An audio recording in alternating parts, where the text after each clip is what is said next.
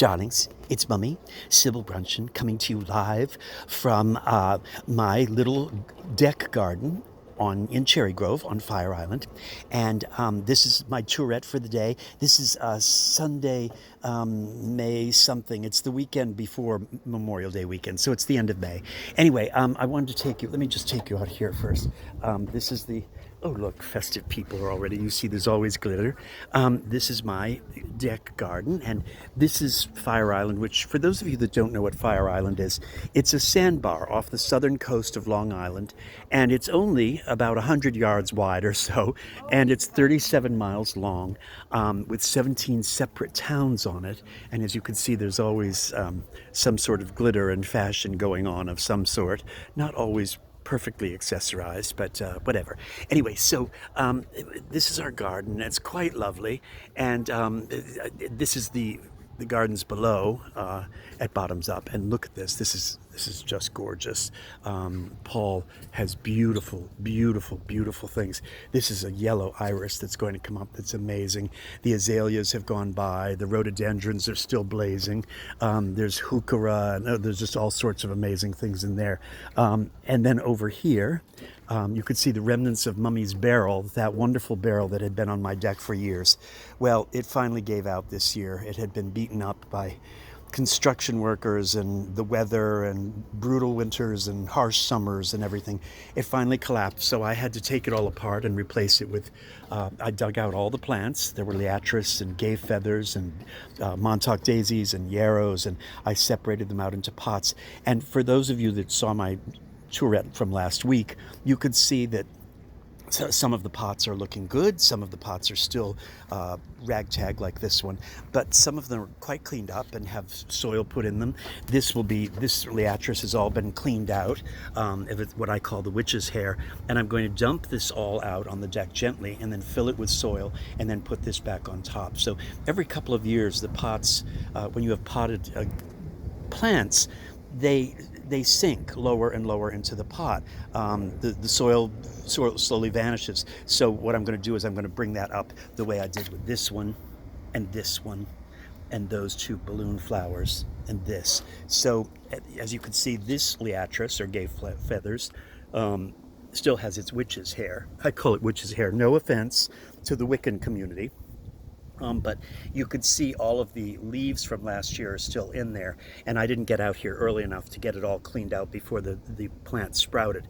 So it's an elaborate process of combing it out, literally, and snipping it out, and then carefully cleaning it out, the old stems, the old leaves, and then cleaning it so that it looks more like that or more like this. See how much cleaner this is. So, and that one's very clean. There's some new ageratums. Here's a pincushion flower. Here's my fuzzy thyme. That's there. So it's coming along. These all have to be cleaned. These are Montauk daisies. These have to be cleaned. And there's some yarrow, and there's a bachelor button, which is wonderful. My lilac, for those of you that are, my lavender, for those of you that are lavender lovers, it took quite a beating this year, so I'm carefully pruning it and trying to bring it back to a healthier, bushier plant as opposed to a leggy and sort of spindly plant.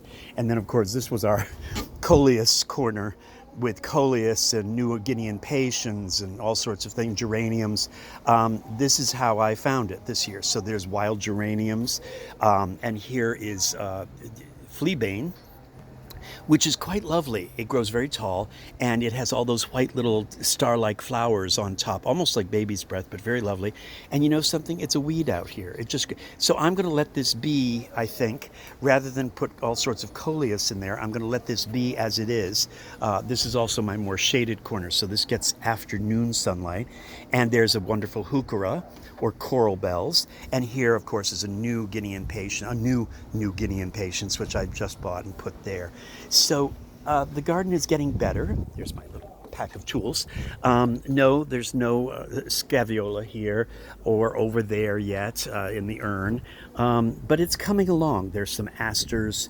Again, those are my balloon flowers. Some things came back. Some salvia, some catmint is back.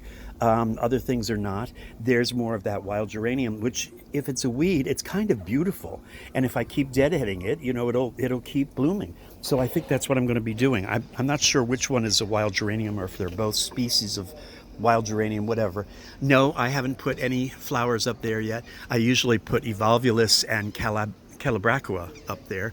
I might. Last year I had gazanias here, which I fell in love with. There's my bladder. Wait, it's not bladderwort. Oh, I'll think of it in a second. It's maiden's tears. This came into my garden years ago as a weed on a plant that I bought, and then it took over these pots, and it's got the sweetest little flowers. There's one right there, just beginning. And I have decided that as a ground cover, it's enchanting. And of course, there's my Japanese painted fern, which was a gift from Paul, and I've become obsessed with them. They're so pretty, and I've got one back in where we live at our home along the main line. Yes, my deck chair goes there, and this will all be cleaned out. The table will be scrubbed. Each step, this will all be gone and cleaned and scrubbed and bleached and everything. And there's our shower stall and our outdoor showers. So it's a work in progress. It's step by step. And again, I tell you my gardening tips, which include sterilizing your garden snips with rubbing alcohol, and deadheading things so that they keep blooming, and so it's all the usual garden tips, and it's like life. It's a work in progress, isn't it? I mean, your chores never end. They never end. That's why there's an old saying, I believe it was on a monastery, a wonderful monastery in the Middle Ages, that said, if you would be God, be a gardener. Because being a gardener, whether it's for food or for flowers, it teaches you how to be patient, to be methodical, to be attentive, to be curious, to be compassionate, to be thorough, to be meticulous, to be enthusiastic. It teaches you so many things that are life affirming, and especially that bolster you against.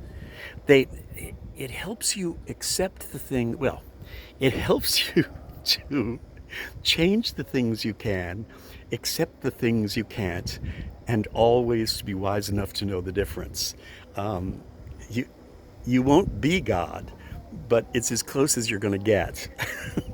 And to understanding what it is to nurture living things, to grow and thrive.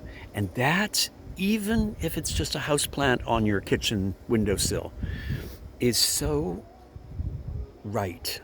It's just so much about life. Allergic to cats, don't want to walk a dog, get a plant, even a cactus, and put it on your kitchen windowsill, and really put the effort out not to kill it. Don't be one of those people that says, oh, I have a black thumb, I kill everything. Well, okay, but try not to say that. Try not to say that.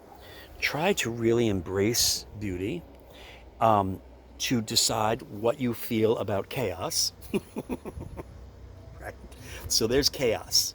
So how much of that chaos do you accept, and how much do you say, well, I could clean this up and leave the fleabanes there growing?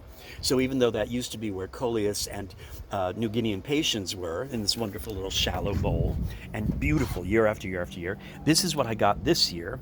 And there's a little bit Montauk daisy from the pots next to it, and there's spittlebug.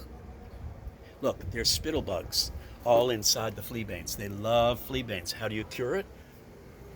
A quick spray of water at high speed sprays off the spittle that they exude, and then you can get the bug and you can rinse the bug off and get it off there. That's their defense system. Is they exude sap and from the leaves and from their bodies, and it's a protection against other bugs getting them. So they're hiding under that spittle. No one has spat on your plant. It's the spittle bugs are doing that, and that's their defense. You can rinse them off and they fall away and go on the deck and die. But again, do you clean up your pots? Do you make them look cleaner? Do you leave them like that? Do you put new plants into them?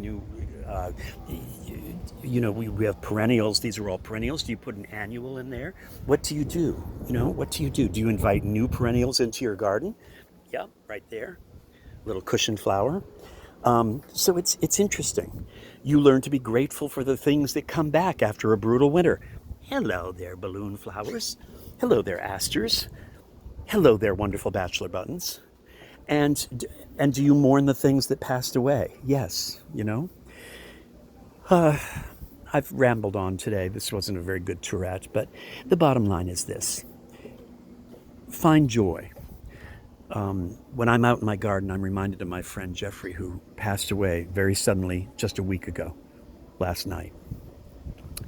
And he loved gardening. And he's the one who introduced me to the beautiful plant, the mandevilla, or mandevillas. And he loved his mandevillas that he would buy every summer and put on his deck out here on Fire Island. I'm reminded of him. I'm reminded of how tenuous life is. And I say to you every time I do a Tour-ette, to be present, to be mindful, to be grateful, to be in the world and of the world.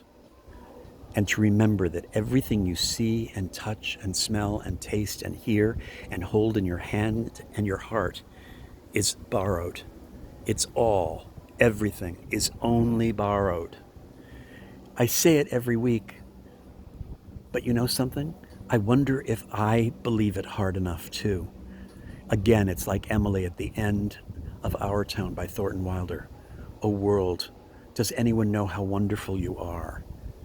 I can't look at things hard enough. Isn't that like the truest thing when you think about it? Can you listen hard enough? Can you taste something delicious hard enough? Can you look at things hard enough? Can you love hard enough?